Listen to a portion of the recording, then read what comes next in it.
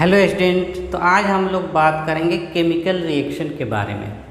तो chemical reaction क्या होता है, कैसे उसको लिखते हैं, बैलेंस केमिकल रिएक्शन क्या है, रिएक्शन को बैलेंस क्यों करते हैं, ये सारा हम लोग बात इसमें डिस्कस करेंगे।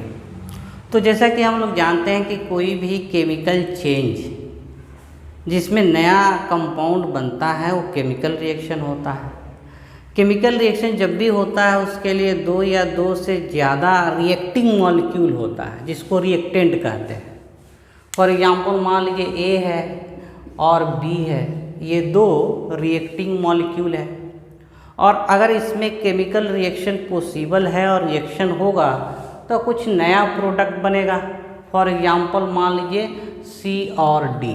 तो ये एक हाइपोथेटिकल रिएक्शन है जिसमें reacting molecule for example A B combine करके नया प्रोडक्ट सी डी बनाते हैं।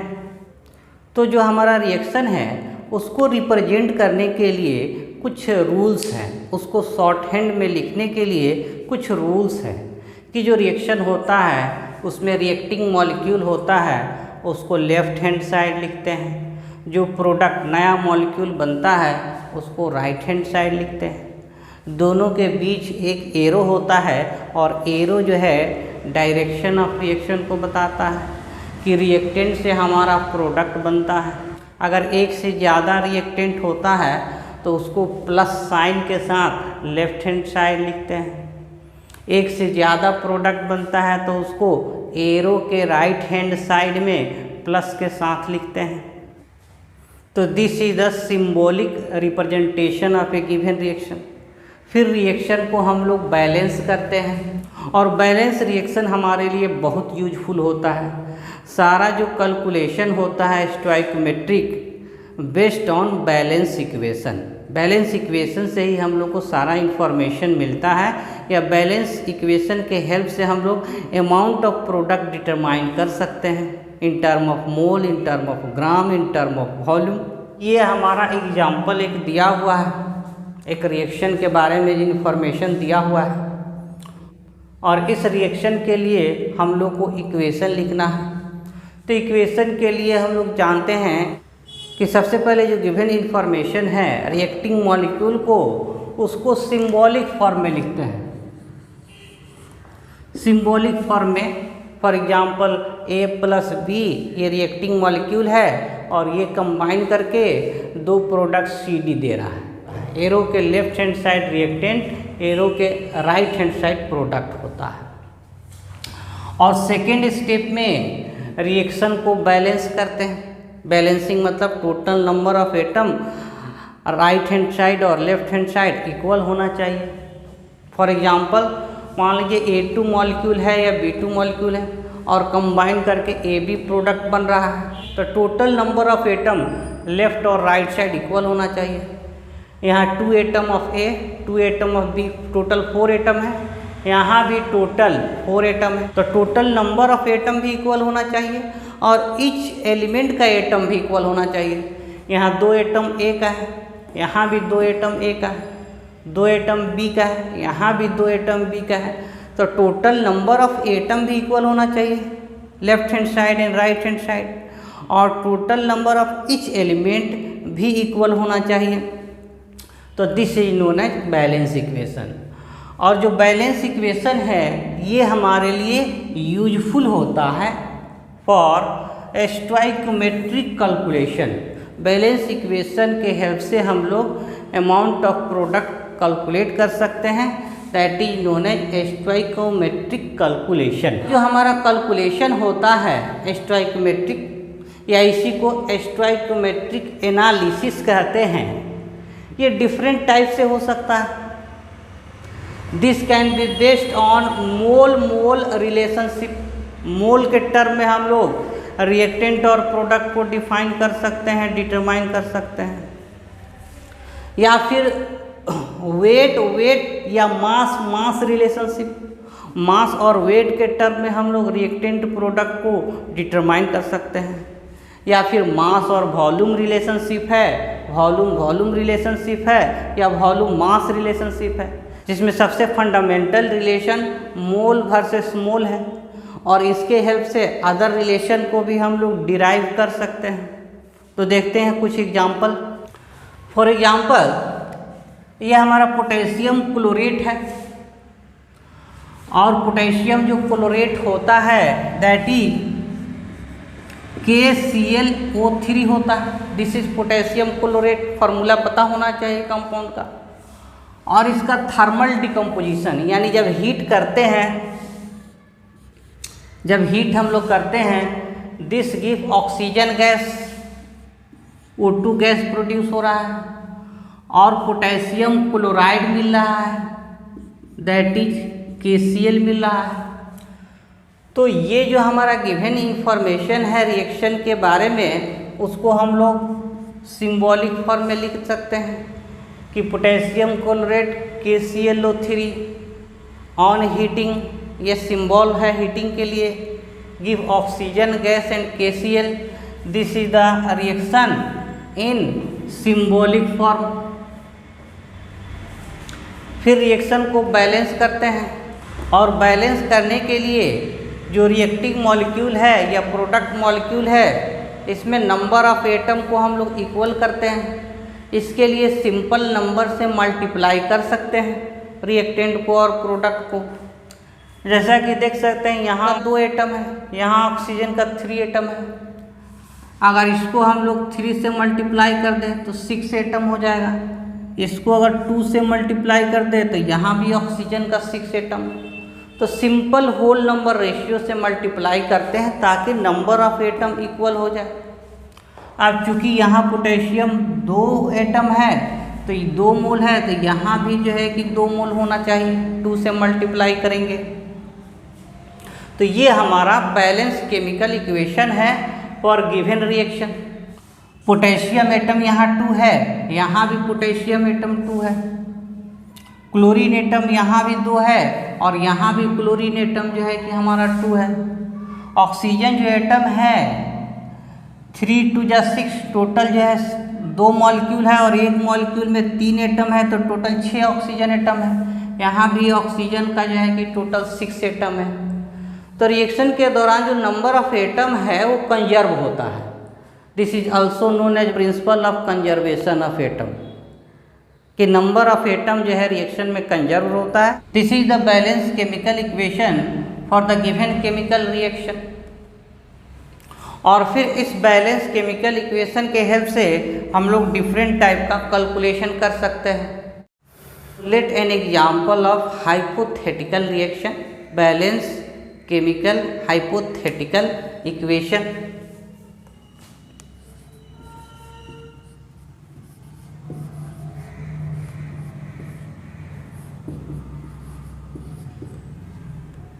तो हम लोग मान लेते हैं कि ये कोई हाइपोथेटिकल रिएक्शन दिया हुआ है और ये जो रिएक्शन है ये बैलेंस रिएक्शन है।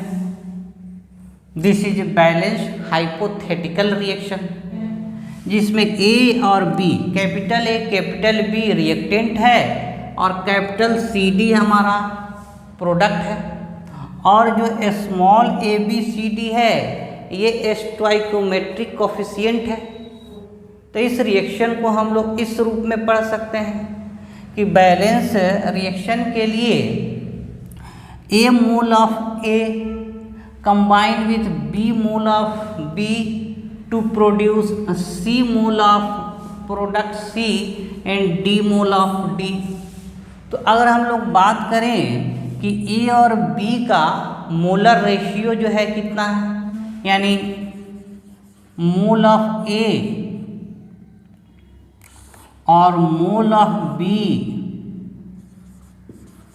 का रेशियो कितना है, तो that is A by B है। और इसको हम लोग रीअरेंज करके लिख सकते हैं कि मोल ऑफ जो ए है डिवाइडेड बाई कोफिशिएंट, ये बराबर होगा, इक्वल होगा mole of B divided by coefficient B. और इसको अगर जनरलाइज करें तो ये मोल ऑफ सी बाई सी और is equal to mole of D by D. तो this is equation for given balance reaction, mole of A divided by coefficient, ये equal होगा mole of B divided by coefficient of B, और ये equal होगा mole of C divided by coefficient and is equal to mole of D divided by coefficient. और इस equation के help से हम लोग डिफरेंट कैलकुलेशन, स्टोइकोमेट्रिक कैलकुलेशन कर सकते हैं, न्यूमेरिकल क्वेश्चन सॉल्व कर सकते हैं। ये हमारा मोल मोल रिलेशनशिप है।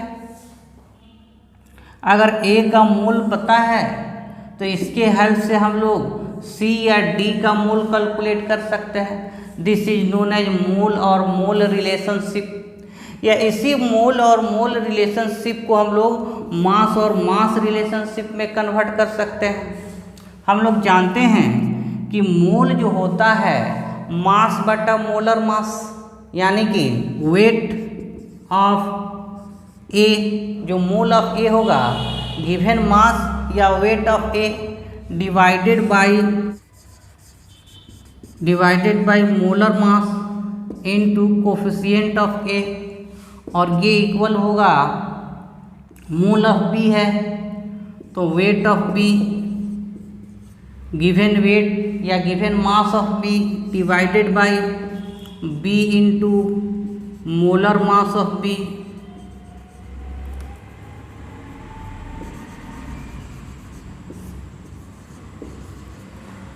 और फिर फर्दर सी और डी के लिए भी हम लोग इक्वेशन लिख सकते हैं, और इस इक्वेशन को रीअरेंज कर सकते हैं कि weight of A by weight of B,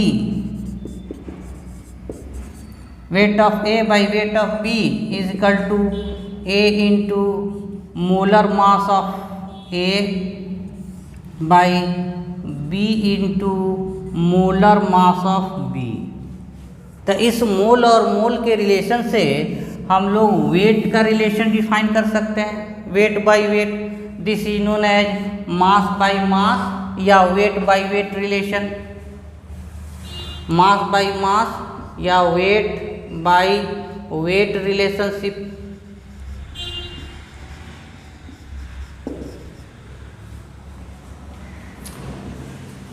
तो इस मोल और मोल के रेशियो से हम लोग weight by weight relation define कर सकते हैं कि गिवन वेट या mass of A by given weight और mass of B is equal to coefficient of A into molar mass, coefficient of B into molar mass. तो किसी भी balance equation में कोफिशिएंट हमको मालूम होता है और कंपाउंड का फॉर्मूला मालूम है, तो मोलर मास हम लोग निकाल सकते हैं। अगर वेट या मास ए का गिवन है तो हम लोग बी का रिक्वायर्ड मास निकाल सकते हैं, या इसी के हेल्प से हम लोग सी और डी का भी मास निकाल सकते हैं। तो this is known as mole mole relationship, और this is known as weight weight या मास मास रिलेशनशिप, और इसके हेल्प से हम लोग प्रोडक्ट का मास भी निकाल सकते हैं। तो हम लोग देखते हैं एग्जाम्पल। ये हमारा एक हाइपोथेटिकल रिएक्शन है और ये बैलेंस हाइपोथेटिकल रिएक्शन है। तो इस बैलेंस रिएक्शन के लिए हम लोग जो बैलेंस इक्वेशन लिख सकते हैं in term of mole, that is mole of जो ए होगा डिवाइडेड बाय कोफिशिएंट, ये इक्वल होगा mole of B by B, और ये इक्वल होता है मोल ऑफ सी बाई सी और mole of D by D के। और इस मोलर रेशियो को हम लोग मास या वेट के टर्म में लिख सकते हैं कि जो मोल ऑफ ए है mass of A by A into molar mass of A, और ये इक्वल होगा मास ऑफ बी या given weight of B by B into molar mass of B के, और ये इक्वल होगा mass of C by C into molar mass of D by D into molar mass of D. तो जो small m है ये given mass या given wait है रिएक्टेंट का और प्रोडक्ट का, और जो कैपिटल M है ये मोलर मास है गिवन रिएक्टेंट या प्रोडक्ट का। तो किसी बैलेंस इक्वेशन में हम लोगों को कोफिशिएंट का वैल्यू पता होता है, ए बी सी डी, जो small A B C D का वैल्यू है बैलेंस इक्वेशन से पता होता है।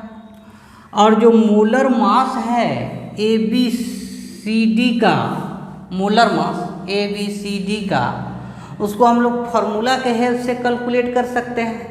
तो ये जो क्वांटिटी है कोफिशिएंट और मोलर मास, ये हमारा बैलेंस इक्वेशन से पता होता है।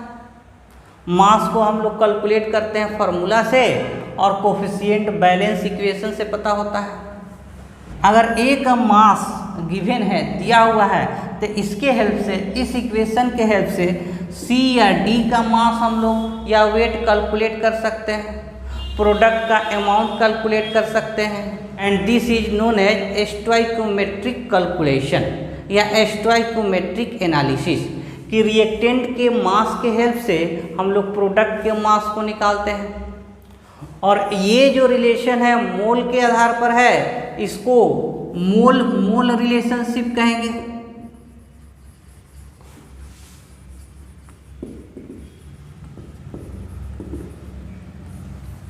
अगर हम लोग मोल के टर्म में प्रोडक्ट का अमाउंट कैलकुलेट करना है तो इस इक्वेशन का यूज करेंगे।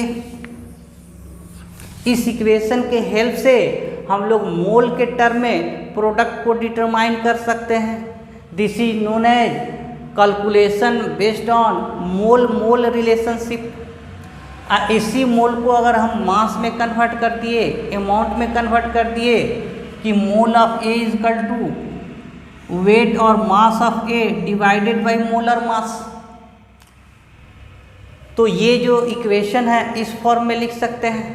और इसके हेल्प से अगर ए का रिएक्टेंट का मास दिया हुआ है तो प्रोडक्ट का मास हम लोग कैलकुलेट कर सकते हैं। और इस इक्वेशन को अगर हम लोग यूज़ करते हैं तो इसको मास रिलेशनशिप कहेंगे।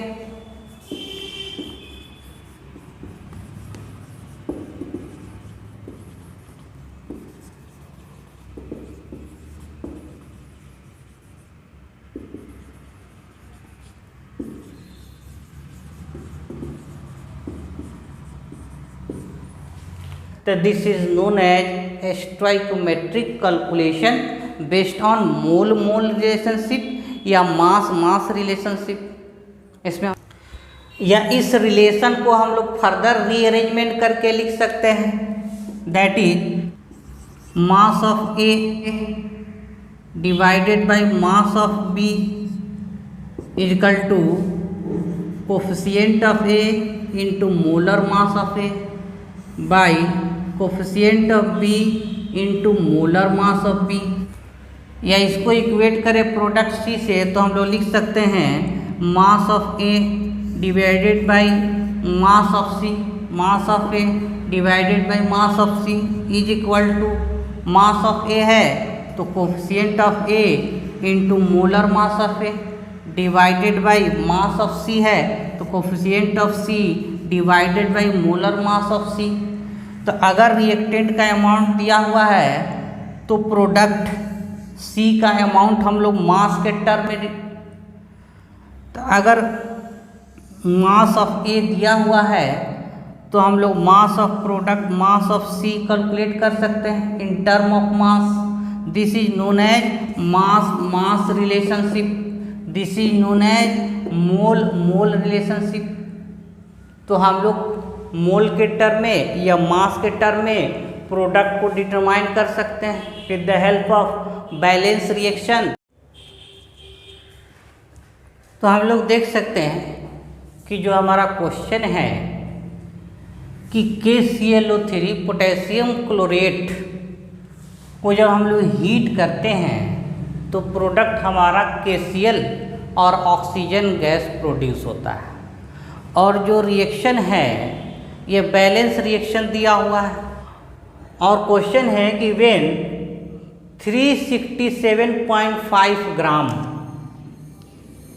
ऑफ KClO3 यानी पोटेशियम क्लोरेट का मास या वेट गिवन है, और इतना ग्राम KClO3 को हीट कर रहे हैं तो कितना ग्राम ऑक्सीजन गैस प्रोड्यूस होगा या कितना ग्राम KCl प्रोड्यूस होगा। तो ग्राम ऑफ ऑक्सीजन और ग्राम ऑफ कैल्शियम प्रोड्यूस हम लोग को कैलकुलेट करना है। तो गिवन बैलेंस रिएक्शन से हम लोग केमिकल इक्वेशन लिख सकते हैं, that is mole of KClO3 divided by coefficient, और ये इक्वल होगा mole of KCl divided by coefficient, और ये इक्वल होगा mole of O2 gas divided by coefficient. This is mole mole relationship, ये मोल और मोल रिलेशनशिप है, लेकिन हमको आंसर जो है ग्राम में कैलकुलेट करना है। तो इस मोल मोल रिलेशनशिप को हम लोग वेट बाय वेट रिलेशनशिप में हम लोग एक्सप्रेस कर सकते हैं, और ऑक्सीजन का अमाउंट डिटरमाइन करना है तो इसके लिए हम लोग KCl और ऑक्सीजन को इक्वेट कर सकते हैं, that is mole of KClO3 by 2 is equal to mole of O2 by coefficient 3, और मोल जो होता है given mass by molar mass, that is mass of KClO3 by 2 into molar mass of KClO3, और ये equal होगा mass of oxygen by 3 into molar mass. यहाँ molar मास oxygen का लेना है, यहाँ मोलर मास KClO3 का लेना है। इसको हम लोग रीअरेंज कर सकते हैं, that is mass of O2 divided by mass of KClO3 is equal to mass of O2 है, that is coefficient of O2 3 into molar mass of O2 by mass of KClO3 है, coefficient of KClO3 2 है, 2 into molar mass of KClO3। Mass of KClO3 given है, KClO3 का mass given है, तो मास of O2 निकाल सकते हैं। तो जो हमारा मास ऑफ O2 है, mass of O2 that is equal to 3 into molar of oxygen, molar mass of oxygen, oxygen का मोलर मास 32 होता है, divided by 2 into molar mass of KClO3 122.5 into mass of KClO3 367.5 gram, और this comes to 144 gram of oxygen. अगर KCl का हम लोग का मास या अमाउंट डिटरमाइन करना है तो हम लोग डायरेक्ट रिलेशन लिख सकते हैं, mass of KCl divided by mass of given reactant, mass of KClO3, और ये इक्वल होता है coefficient of KCl 2 into molar mass of KCl divided by coefficient of KClO3 2 into molar mass of KClO3। ये 2 से cancel होगा, तो mass of जो KCl है mass of KCl is equal to mass of KClO3 367.5 into mass of KCl that is 74.5 divided by mass of KClO3 122.5 and this came to 23.5 gram of KCl। और इसको जब हम लोग calculate करते हैं this gives 233.5 gram of KCl। तो this is mass mass relationship for reactant and product. और reactant के अमाउंट से हम लोग प्रोडक्ट के अमाउंट निकाल सकते हैं with the help of mass mass relationship. तो this is the stoichiometric calculation based on mass mass relationship कि रिएक्टेंट का मास दिया हुआ है उसके हेल्प से हम लोग प्रोडक्ट का मास कैलकुलेट कर सकते हैं। देखते हैं नेक्स्ट एग्जांपल।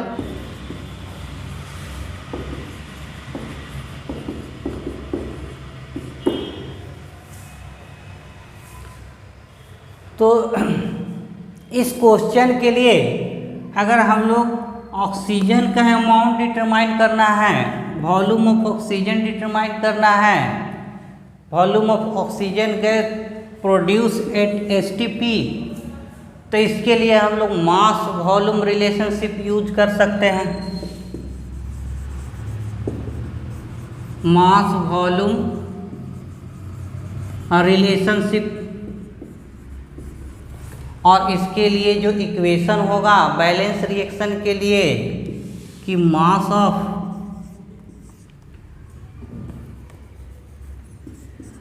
KClO3, जो KClO3 का मास है गिवन मास है, और हम लोग को कैलकुलेट करना है volume of O2 at STP। Volume of O2 at STP पर हमारा वॉल्यूम क्या होगा, तो ये इक्वल होगा coefficient of KClO3 2 into molar mass divided by coefficient of oxygen 3 into molar volume of oxygen. Molar volume that is 22.4 litre. तो इसको हम लोग लिख सकते हैं कि जो मास ऑफ KClO3 है 367.5 divided by volume of oxygen at STP, और ये इक्वल होगा 2 into molar mass 122.5 divided by 3 into molar volume of oxygen 22.4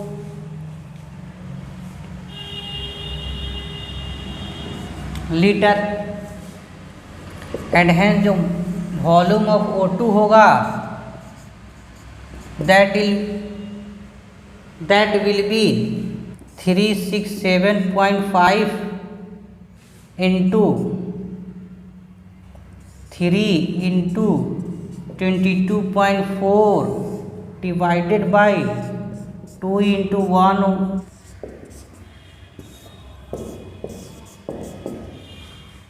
this is 108 litre of oxygen. तो जो amount of oxygen gas produce होगा 100.8 litre of oxygen.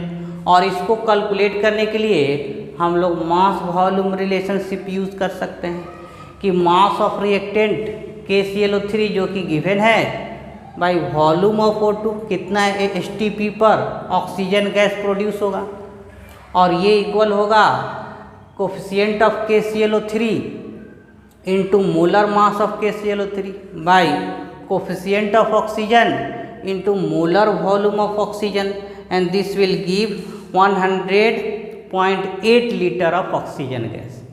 Balance chemical reaction के help से हम लोग केमिकल इक्वेशन लिख सकते हैं in term of mole relation, in term of mass relation, in term of volume mass volume relation, और इसके हेल्प से हम लोग अमाउंट ऑफ प्रोडक्ट कैलकुलेट कर सकते हैं फॉर ए गिवन मास और अमाउंट ऑफ रिएक्टेंट के हेल्प से अमाउंट ऑफ प्रोडक्ट कैलकुलेट कर सकते हैं इन टर्म ऑफ ग्राम, और for gaseous product in term of volume हम लोग अमाउंट ऑफ प्रोडक्ट कैलकुलेट कर सकते हैं।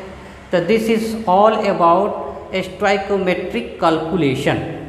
Okay, thank you. फिर मिलते हैं नेक्स्ट वीडियो में। Thank you very much.